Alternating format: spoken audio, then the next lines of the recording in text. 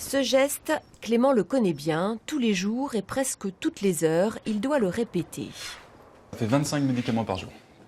25 médicaments à prendre dans la journée, au moment des repas ou après les repas. Un traitement à base de plantes pour soigner la maladie de Lyme. La bactérie responsable peut se loger n'importe où dans le corps. Maux de tête, fatigue intense, douleurs articulaires. La maladie peut se manifester de différentes façons. Alors au quotidien, c'est difficile. On est un peu comme un vieux portable complètement déchargé et on n'a pas du tout d'autonomie.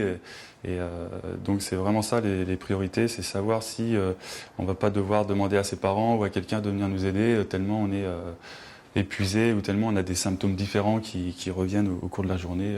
Le dos bloqué, des problèmes de vue, des problèmes... Donc voilà, ça tourne un peu autour de ça. La journée est souvent très compliquée. Donc là... Clément fait partie de l'association France Lyme. Un de ses principaux combats, faire que cette maladie soit davantage reconnue dans notre pays. Qui est un Lyme qui est vraiment chronique, qu'on a tout le temps. Et quand on a ce Lyme-là chronique, et ben du coup, on n'est pas reconnu au niveau de la sécurité sociale.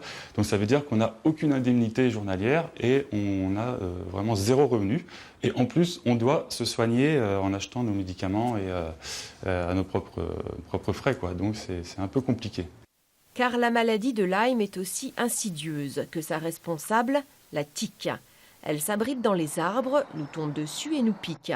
Alors quelques conseils s'imposent. Premièrement, plutôt des vêtements longs quand on va se promener en forêt, ce qui est une très bonne chose, quitte à rentrer son pantalon dans ses chaussettes, ce qui n'est pas très élégant, je l'admets. Et puis surtout, quand on quitte la forêt, eh bien, c'est bien qu'avec ses compagnons de randonnée, on puisse s'examiner si on a été piqué par une tique et d'avoir dans son petit nécessaire un tire-tique qui s'achète en pharmacie ou une petite pince à épiler. On rappelle qu'il ne faut pas utiliser l'éther ou l'alcool pour retirer les tiques, mais simplement des mesures mécaniques. On estime qu'en France, environ 27 000 nouveaux cas sont détectés chaque année.